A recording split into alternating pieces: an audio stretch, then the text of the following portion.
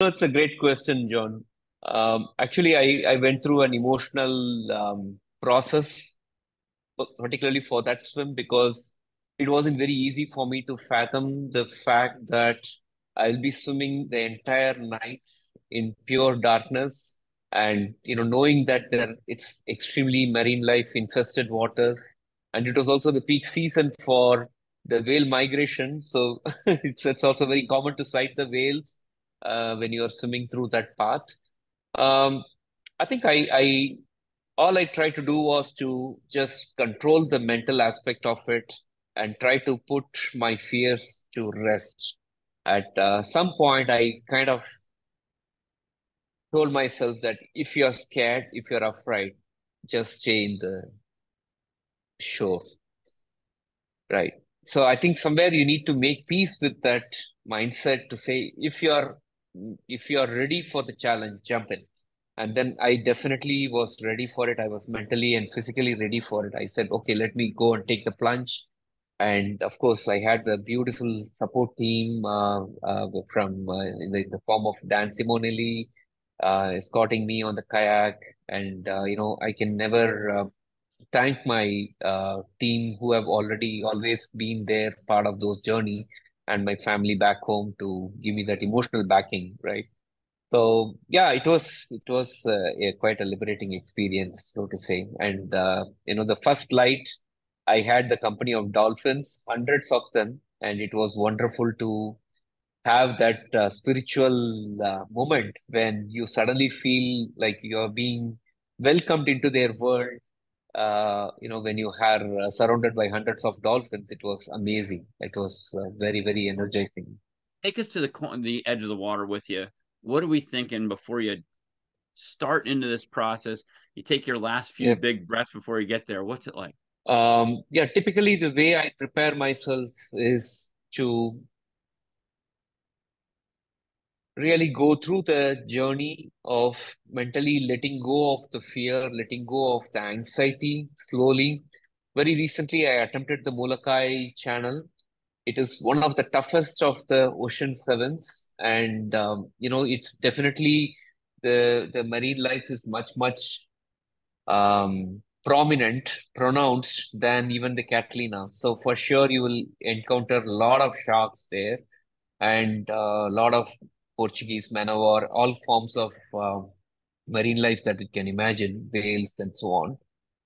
But I had to just let go of that at over the few days before the swim, and on the day of the swim, I just come to the shore and get myself all lubricated, waxed up, every possible way. And mentally, I only think of all the time swimming from feet to feet. That's what we marathon swimmers usually, think of doing. We don't really think of um, many hours ahead of us, in the form of swimming, but only I will say, okay, I'm going to swim from now till the next 30 minutes when I will get my feet. And all I do is just swim for the 30 minutes. And, as you get into the water, you only think of completing the swim I mean, more than the completion, I always want to believe that, yes, this is going to be a nice experience for me. This is going to be something that will bring in a lot of learnings for me and so on. Never think about the end goal because the end goal looks really, really Herculean, like a Mount Everest in front of me. So I cannot really immediately think of it because it can sink me down. So you So break all it I do into like is, yeah, smaller 30 parts, almost like minutes, yeah, smaller compartments. parts. Exactly. So And so that you that got really 30. makes it, yes, yes, bite-sized, and you tend to feel much better as the day progresses, as the night progressed. All I kept thinking was, okay, I just have to complete next 30 minutes, then the next 30 minutes, and so on. So like So these that kind of milestones that you got. limits, yeah, it kind of controls your mind from going really out of the way and try to stay within the timing and yeah, that hopefully will end us taking us to the other side of the shore. And, and so when you're prepping for this, obviously way before you ever get there, but when you're prepping for this in your mind, right? And that's, and when you start in, I'm sure there's got to be a little bit of like, Yep. extra Yep. going on in there. Right. And so Right. as you start to do that, um, do you know approximately what you think it's going to take you time wise, or do you not focus on that at all? Just the compartments. Well, usually I do give it some kind of an estimation in terms of how long it is going to take based on the previous references of the people who have completed. And, because you cannot really pinpoint it because there are so many factors that come into picture. It's not just only the swimmers, the speed and the endurance, but also a lot of external factors like currents, the waves, wind, and so many other things which come into picture.